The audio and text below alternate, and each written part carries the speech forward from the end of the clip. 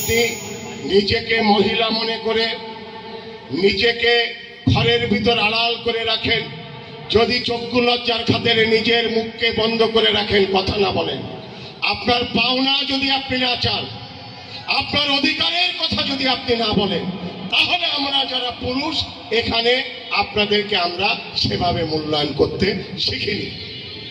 ফাঁসি দিল, তারপরে অনেক নেতাকে, তারপরে দিল শেষ পর্যন্ত হসপিটালে গিয়ে এদেশের মুসলমানদের অত্যন্ত প্রাণের মানুষ, কাছের মানুষ আল্লামা দিলওয়ার হোসেন সাঈদীকে হসপিটালে নিয়ে এসে পয়জন পুশ করে তাকে মেরে ফেলল।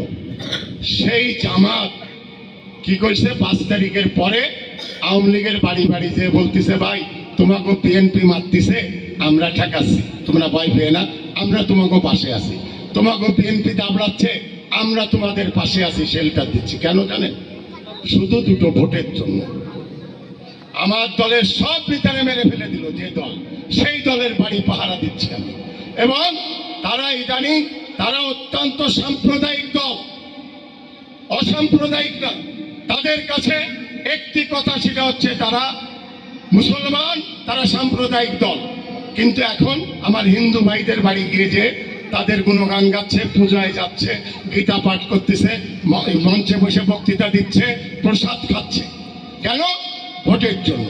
তাই আমি বিএনপির যারা আছে তাদেরকে একটি অনুরোধ করে যাব, যারা অত্যাচারী আওয়ামী লীগ, যারা জুলুম করেছে, অত্যাচার করেছে, যারা মারধর করেছে, হামলা মামলা দিয়েছে, জমি কেড়ে নিয়েছে, ঘের কেড়ে নিয়েছে, তাদের সাথে কোনো আপোষ নাই, তাদের আমরা ছাড় দেব না। কিন্তু যারা নিরীহ আওয়ামী লীগ, বাধ্য হয়ে মিটিংয়ে গেছে, মিছিলে গেছে, একটু নাম লিখাইছে আওয়ামী লীগে, কমিটিতে নাম লিখে দিছে, কাউকে মারেনি, কাটেনি, ক্ষেত দখল করেনি, কার নামে মিথ্যা মামলা দেয়নি, তাদেরকে দয়া করে কিছু বলেন না, তাদেরকে বুকে টেনে নেন।